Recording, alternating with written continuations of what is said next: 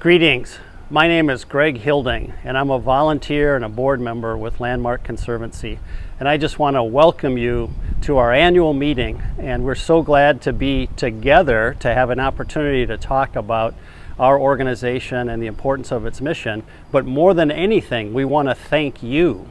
Thank you for your support and interest in Landmark Conservancy and the importance of our work. I do also want to tell you that I've taken on the role of board chair. Bruce Siebold was our chair the last fiscal year, and at our June meeting, he passed the torch to me, and I look forward to serving in that role. And we've added 2 new board members with excellent experiences and commitment to Landmark. Pam Fosterfelt and Pam Rasmussen has extensive background. So we're very excited to have both Pams join our board going forward and add to our expertise. I do want to turn over the conversation to Rick Remington, who is our executive director, who can describe in more detail the many things that have been happening at Landmark Conservancy this past year.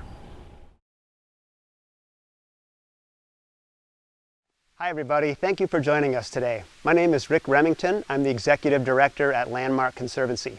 Before I take a look back at our year in review, I'd like to acknowledge a few folks who helped make the year happen. First, I'd like to call off my board of directors. Most people are lucky if they have one good boss, but not many can say they have 16 great bosses like I do. These folks give tirelessly to the staff and I as we do our jobs, attending meetings, attending events, donating of their time and talents, everything that they can to help make Landmark a successful place to work and keep our mission intact. I'd also like to call out my 7 coworkers, Erica, Andrew, Katie, Zariah, Sarah, Angie, and Kristen. These are folks who give endlessly to this organization and its mission. I'll give you a little secret. This is not a 9-to-5 job, and everybody takes their work home a little bit at the end of the day. For a staff of 8, believe me, we get more done than a staff of 8 should get done. So again, I want to thank my coworkers for everything they can and do for this organization. Lastly, I want to call out a few folks who also help do our job, who are sponsors of this year's annual meeting. This year's 4 sponsors are Gargilac Appraisal Services, J.C. Norby and Associates, who also does appraisals, Title Solutions Group with 4 offices in Wisconsin, and Gowie Abstract and Title with 25 offices across Wisconsin. Now I'd like to talk a little bit about land and land conservation. I think that's why everybody's here. It's customary for our staff to develop different metrics to measure our work. And one of those is acres. Last year, I'm proud to say that we legally protected 1,500 acres, actually a little bit more, throughout the course of the last fiscal year. Over the last several years, the conservation team and I have put together a number of factors, things we look for in an ideal project. One of those is large tracts, large acreages of land. Another one of those is connectivity, properties that are adjacent to other pieces of protected land. I'm proud to say that last year we hit the nail on the head. Let me give you an example of just a few of the projects that we did to account for those 1,500 acres that share those 2 attributes that I mentioned. In Sawyer County, we put together a compilation of projects that total over almost 1,000 acres. The Spring Lake Creek project with Michael and Louise Heim, and the Shinkle Woods project with Brad and Adeline Shinkle, along with the Petty Lake Moraine project of a couple years ago, total 1,000 acres. This property is located along Spring Lake Creek, which empties into the Nemacolin Wild and Scenic River. Not too far away, also in Sawyer County, a project that's big enough to stand on its own 2 legs, our own board member Rick Neville and his wife Jan put a conservation easement on their property on Hay Creek Springs. A little bit further south, we took on the ownership of a project that was protected by one of our partners, Pheasants Forever, at McCann Creek. Chippewa Valley chapter of PF put together a consortium of partners to purchase 185 acres along McCann Creek, adjacent to the McCann Creek fishery area. Landmark, as it turns out, is the recipient of that property. So it's a 2-way street on how we often work with partners to see who's in the best role to facilitate a transaction and to ultimately oversee land use and land management on the property. Further north, along the shores of Lake Superior, You might remember us fundraising for the 192-acre Plover Beach project.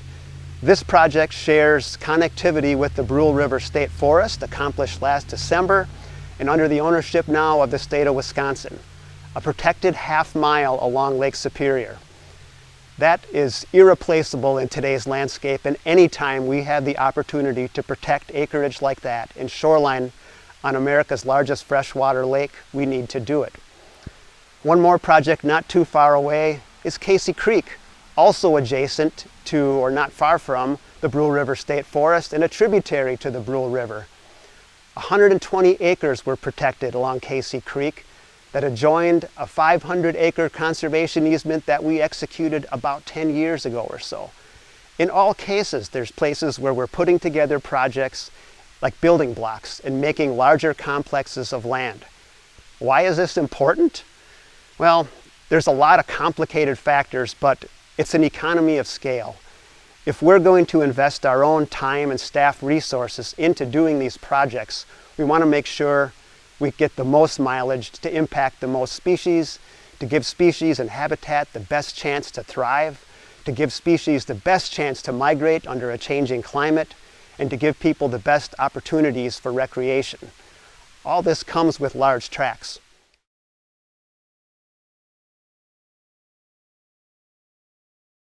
Taking on new land protection also means we take on new responsibilities. Conservation easements need annual monitoring, as well as occasional issues with compliance as we make sure we keep things in check. On the lands that we own and manage, there's also things to do. There's exotic species and invasive species that need removal. There's public amenities like trails, parking, and signage that need work and maintenance. And there's occasionally other restoration activities. A good example of this in action is the McCann Peak project. Due to the partnership with Pheasants Forever and the United States Department of Ag through the Natural Resource Conservation Service, we were able immediately after we took ownership of that property to execute a prescribed burn and a seeding enhancement of a wetland reserve project that exists layered over the top of our ownership. Again, it couldn't happen without partnerships, and management is a good example of how those partnerships take action. Further south, outside the city of Eau Claire, we've been working for about a decade on the Mary E. Fitz Park. This is an 80-acre property that we have been restoring to prairie for probably about the last 5 to 6 years out of our 10 years or so of ownership. We've been burning it, we've enhanced it with prairie seeds, we've been treating exotics and invasives, and this year we pushed a new fire break / trail across the property that will serve double duty. I think we're getting ever so closer to opening that property up to greater public visitation and use. It is open now, but again, stay tuned for signage to hit that property anytime in the next year or so. All the way further north, we've done some tree planting. At our Mouth of the Middle River project in Douglas County, we've enhanced the species diversity of that property by planting oaks and conifers, both of which are resilient to climate change and are going to make that property more resilient as time goes on. And along the Bayfield Trail, no, we haven't fixed the slump yet, but we're working on it.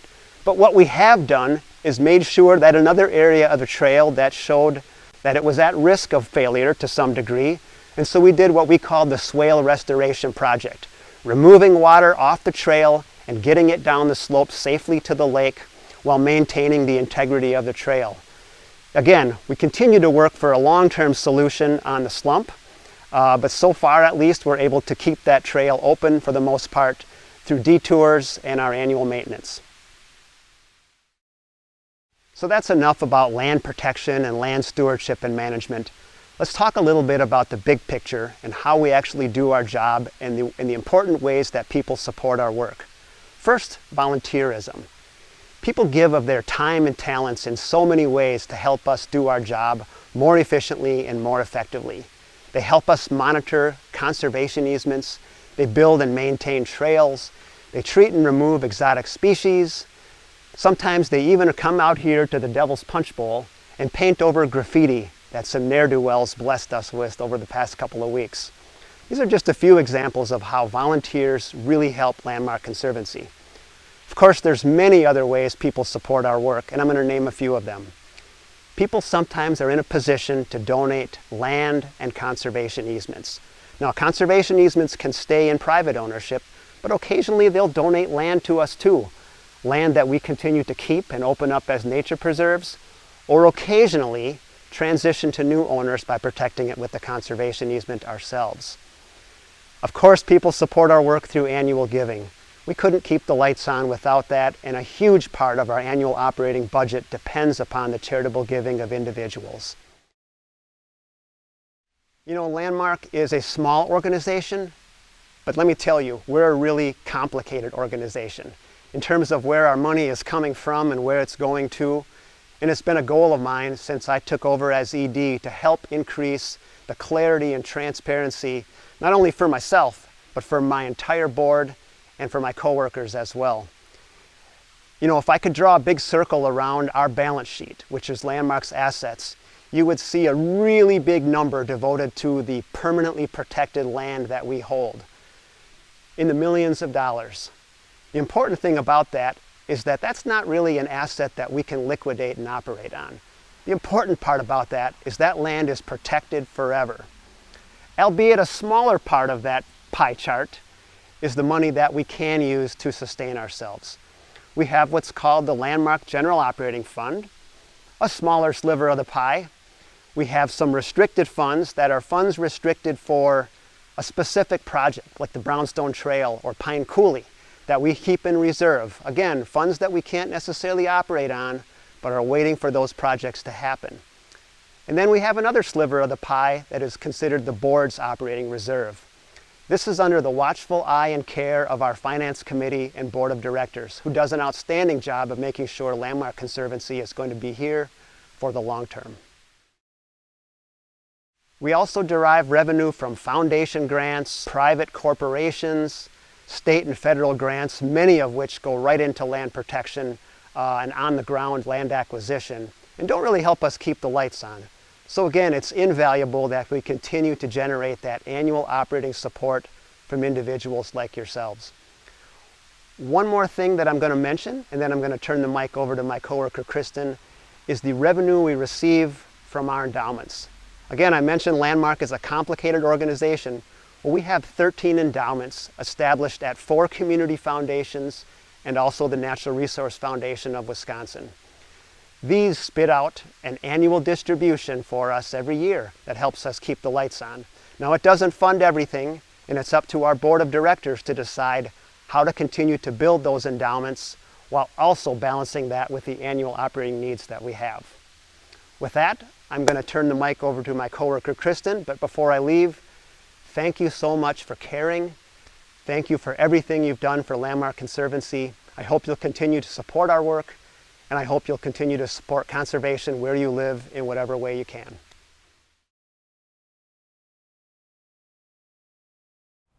Hi, I'm Kristen Thompson, and my role at Landmark is Advancement Director. It's been a great year, and I'm happy to share some updates from the fundraising world. Here at Landmark, our work is supported by gifts from individuals, businesses, private foundations, and public grants. Rick mentioned our endowment funds, and I'd like to spend a little time talking about why these investments matter. As a land trust, we promise to protect land in perpetuity. In order to deliver on this promise, our board and staff govern and guide the organization with future generations in mind. Part of our funding model includes building long-term capacity, and endowments help ensure there will always be funding for a staff person to steward protected land.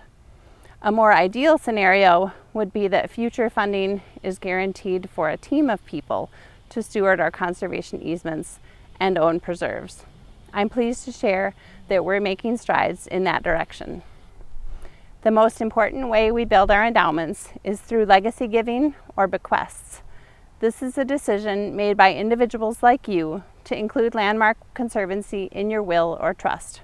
Gifts can be a percentage of an overall estate, naming Landmark as the beneficiary of an investment account or an insurance policy, or the gift of a particular asset like land. This past year, we conducted a campaign inviting participation in our Landmark Legacy Circle. You may recall seeing stories about several of our friends and supporters who have decided to include conservation in Northwest Wisconsin as part of their personal legacy. We're thrilled to have welcomed 19 new members during our campaign period, which brings us to a strong circle of 45 legacy donors. These commitments are an incredible testament to the future sustainability of our organization to conserve the natural legacy of Wisconsin for everyone, forever. Of course, legacy giving is just a piece of the puzzle, and we depend on your ongoing support to go about our daily work. If you donated last year-end or in the spring, thank you. If you give monthly, thank you. If you contributed to a special project, like the protection of a half-mile of Lake Superior shoreline at Plover Beach in Port Wing, or our future Pine Coulee Nature Preserve just beyond the confluence of the St. Croix and Mississippi Rivers in Prescott, thank you. We can only do this work because of you. The coming year will find us embracing new projects, continuing to care for our owned land, stewarding conservation easements, and navigating next steps for multi-year projects like the restoration of the Brownstone Trail in Bayfield. Next, you'll hear more from Sarah Norman about how community helps create the foundation of our work.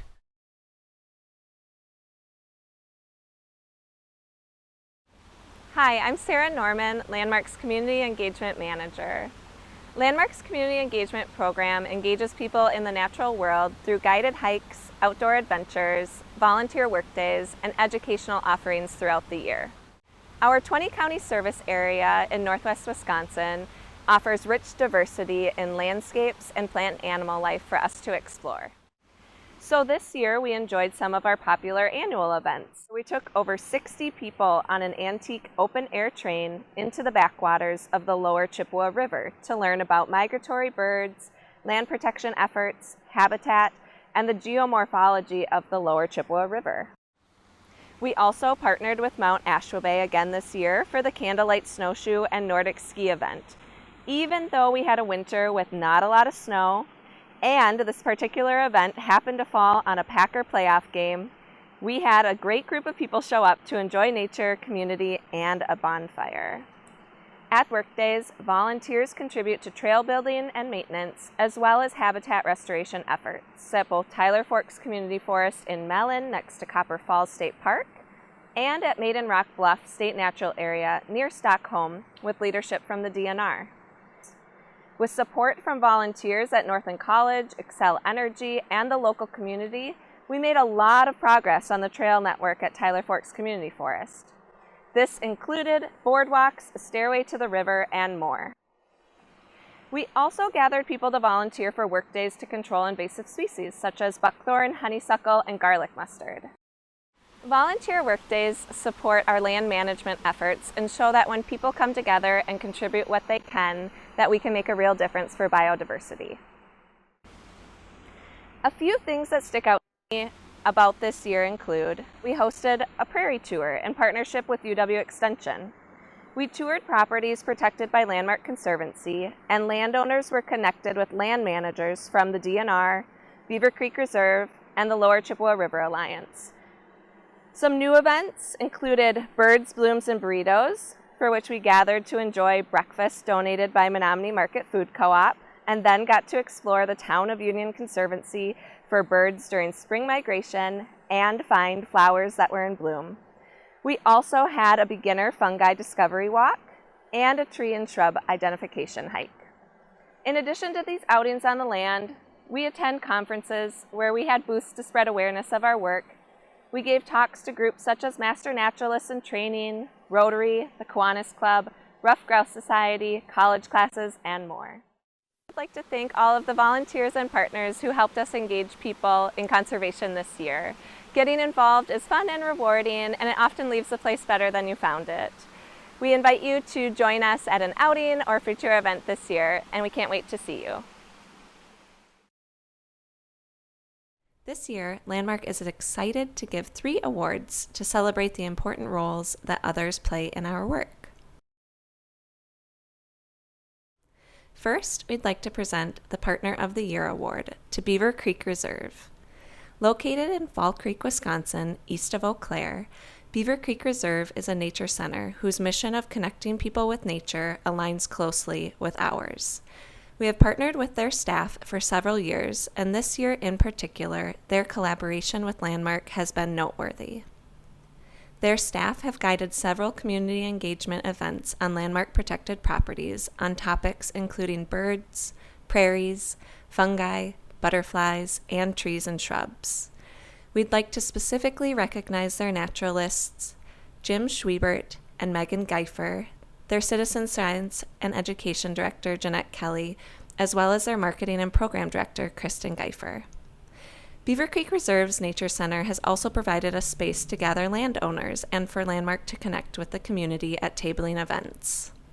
The Friends of Beaver Creek Reserve are conservation easement landowners, and their staff are excellent stewards of the land. This year, they conducted their first prescribed burn on the prairie, and they have been champions at controlling invasive spotted knapweed. Their careful management of this prairie habitat is important for many butterfly and pollinator species. Also at their conservation easement property, Beaver Creek Reserve staff and volunteers have carried out the longest-running consecutive monitoring avian productivity and survivorship bird banding study in the nation, now over 20 years. Their contributions to research and environmental education are impressive. What's even more is their organization's culture. Their staff are such a pleasure to work with. Thank you to Beaver Creek Reserve for all that you have done this year and that you do every day. We can't wait to see what the future holds. Thank you for being Landmark's Partner of the Year. Erica Lang, Conservation Manager, will be presenting our next award, Volunteer of the Year. The staff at Landmark would like to recognize Bob Durfee as our Volunteer of the Year. Bob, with his wife Ann, lives in the Bayfield area and has been involved in community service since the minute they moved there. Bob has been involved with the Land Trust for over a decade, and the Bayfield office staff can't recall a time when he hasn't been there lending a hand. Helping others make good things happen in the name of the environment and other social causes is just part of Bob's DNA. Over this past year, Bob gave his time, energy, and expertise on a few fronts. By doing so, he not only makes the task more fun, but adds effectiveness and efficiency to our work. Whenever the Bayfield office staff needed help with an office task, Bob was there, whether it was fixing something or putting something together. He volunteered at several local trail work days, particularly on the Brownstone Trail, putting his construction knowledge to good use and helping to guide our volunteers as they laid gravel, fixed wet spots, or built new stairs.